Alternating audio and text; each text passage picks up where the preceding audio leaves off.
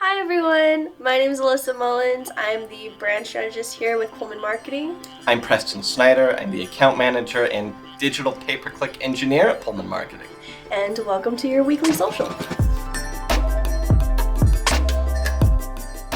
So today we're going to talk about how YikYak is back. YikYak is back.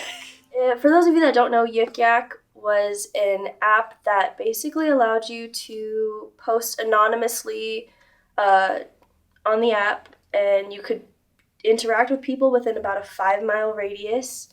And it lasted for a little bit, and then it just failed, and the app wasn't accessible anymore. And now we're in August 2021, and it is back and available for users. Right in the midst of, the tail of COVID times.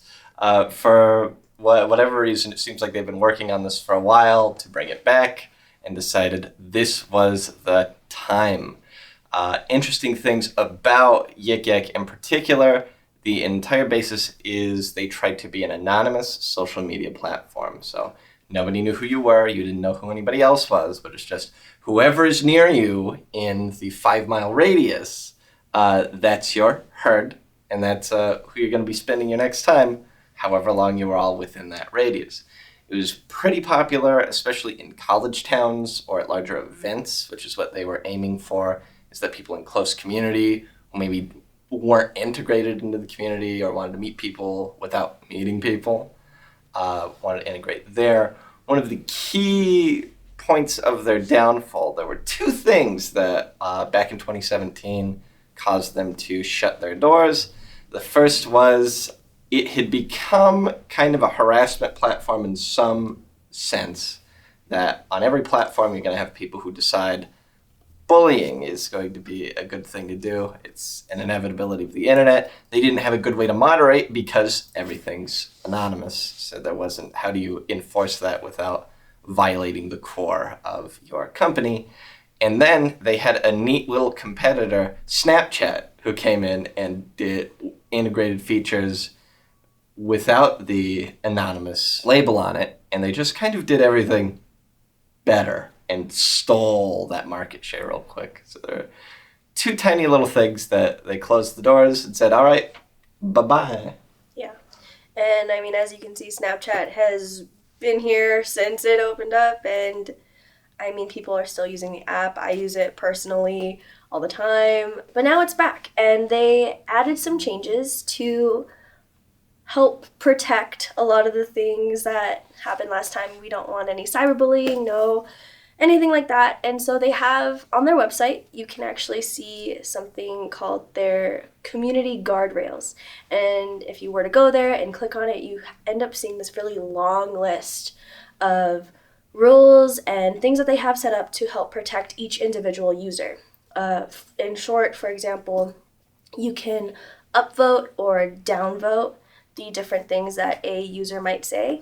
And if something gets reported, then it gets looked at by those at YikYak, and they determine, and they go through their process there.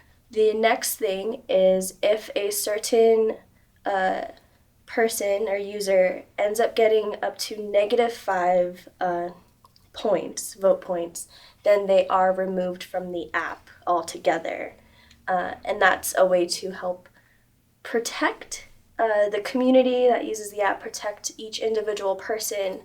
And yeah, but there are so many other guidelines and rules that they have set up. Another thing that will probably end up being a controversial point is they do have a one-strike policy if you violate, in particular, egregious rules. The egregious rules are not particularly defined, but are things like sexual exploitation, doxing, community with terrorist organizations, violence, like the big ones that you would expect to be an organization to have zero tolerance on. The weird concern about the new community guardrails are that the list is longer than the features provided by the app. So at that point, the list of the things you can't say is longer than the, hey, cool, this is neat aspect, so what are you even allowed to say? Which is kind of the, it's back, your speech is limited, Nobody knows who you are. We're going to come slap you if you tell people who you are by booting you off the platform. Not physical violence, no. Yeah. Yeah, and actually, if I'm going to pull it up here real quick, on one of the articles that we're over here referencing, there's a lot of people questioning whether or not YikYak coming back is a good idea. And the people at YikYak do think that it is because there's a way to re-engage with people. We're here in Pullman, and so there is a big college student population.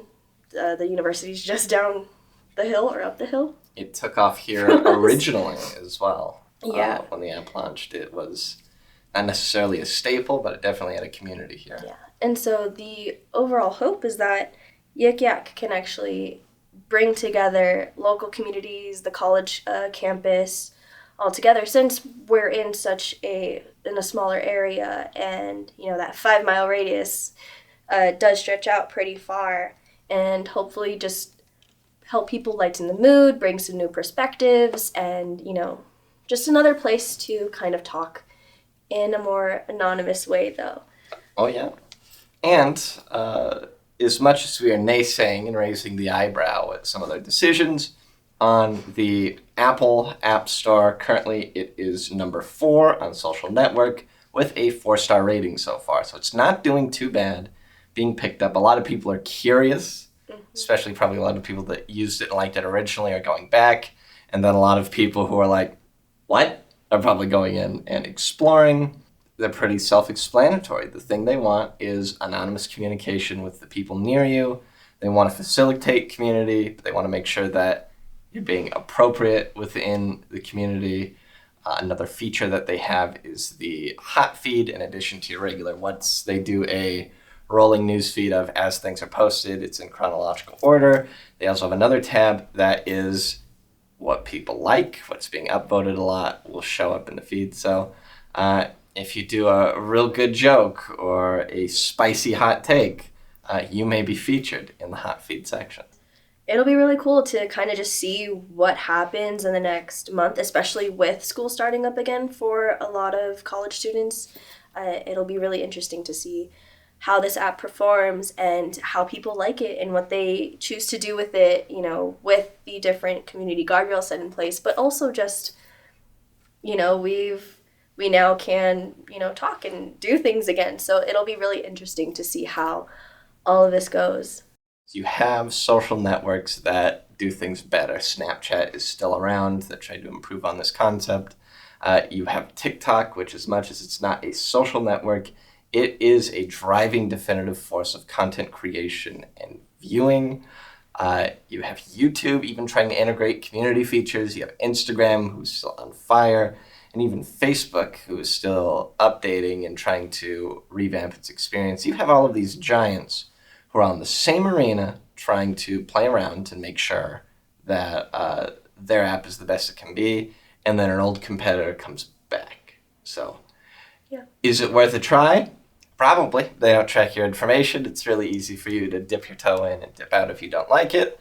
One of their primary goals, the way they're advertising, the way that they're talking about themselves is they just want to have fun. So if you want to try an experience, have some fun, see if you can get in a good one-liner, check out YikYak. Yeah. Well, thanks guys so much for watching. Don't forget to comment, like, subscribe, and follow us on Instagram at Pullman Marketing. And yeah, we'll see you next week. YikYak is back, baby!